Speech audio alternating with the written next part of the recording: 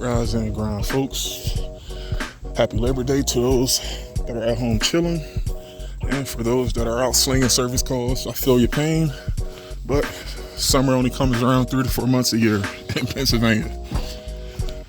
What we have here is a service call. This customer had an EvCon 2.5 ton unit. We came out here for the maintenance. I want to say, what is it? It's September now. We was out here maybe March and everything was rocking and rolling. But this is a snowball effect here. When I got here, nothing was running. And I want to show you guys, this customer had a bad cat. And how we arrived to that, I started inside, everything was running. The customer said that the fan was already running, but outside nothing was running. I started first by checking my L1 and L2 at the contactor, and I had 240. Guys, if you have 240 at your disconnect box, or you had 240 at your contactor, that means your disconnect box, everything's okay. However, I didn't have 240 at T1 and T2. T1 and T2 is the opposite side of the contactor. I had nothing, so my contactor wasn't pulled in, but I had 240 incoming side. I had 240 at the incoming side of the contactor.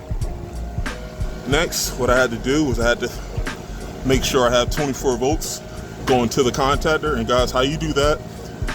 It's more than one way to do this. You can easily take the 2 wires off the contactor coil, but what I like to do, I like to eliminate the unit itself. And this is my thermostat wires that's coming from inside the house. I take one wire off and I go from wire to a piece of metal. Okay, and if you can go to either or, don't go across, but go to either or. So a piece of metal is going to act as your ground. And if you have 24 from wire nut to ground, that pretty much tells you that you have power coming out. That doesn't mean power is coming back to the unit to complete the circuit, but what that's telling you is that you don't have to go downstairs and check for 24. And after I did that, I had 24 going to my contactor, but it wasn't pulled in. So this pretty much eliminated half of the circuit. So I knew the reason why the contactor wasn't pulled in was because there was something going on in this unit that was interrupting my 24 volts. And guys, there can only be a handful of issues once you use the process of elimination. You have a high pressure switch, a low pressure switch. This is a straight AC unit, so this isn't, there's no defrost boards, but this unit does have a high pressure switch. As you can see, those 2 yellow wires.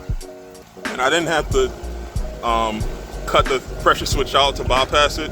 There's more than one way to do this, guys, but to avoid cutting wires and wire nutting them together, what I simply did was I replaced the cap, and I took my hose and I hosed down this motor. And another dead giveaway, guys, was that this motor was very, very hot. But after I replaced the cap, hosed the motor down, motor turned on, and also I had to hose the compressor down too. And as soon as I did that, as you can see, my suction line temp is starting to drop.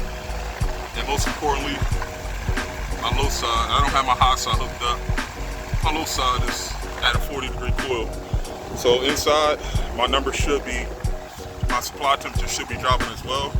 But guys, it was a bad capacitor, but keep in mind, guys, last thing you want to do is just start throwing capacitors into condenser units. Always, guys, remember 80% of the problem is electrical. What that means is, like I said, if you have a meter and you get good at doing the process of elimination, guys, it's very easy to troubleshoot.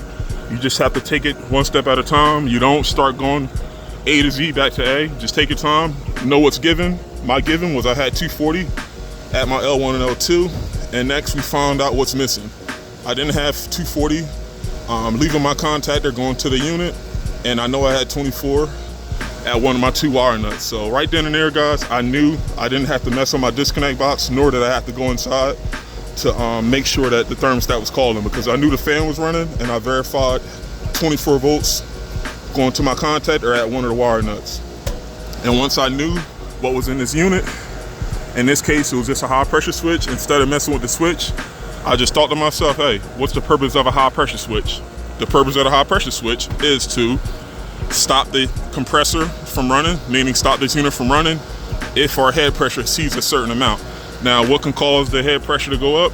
It can be a defective fan motor, dirty condenser coil, an overcharged system. But guys, remember, I came out here a few months ago and everything was okay. So at that point, I know I didn't have to go crazy here. But guys, there you have it in a nutshell, troubleshooting that capacitor. But most importantly, using the process of elimination to make sure we knew exactly what was going on and why it was happening. There you guys have it. Peace out. See you on the next one.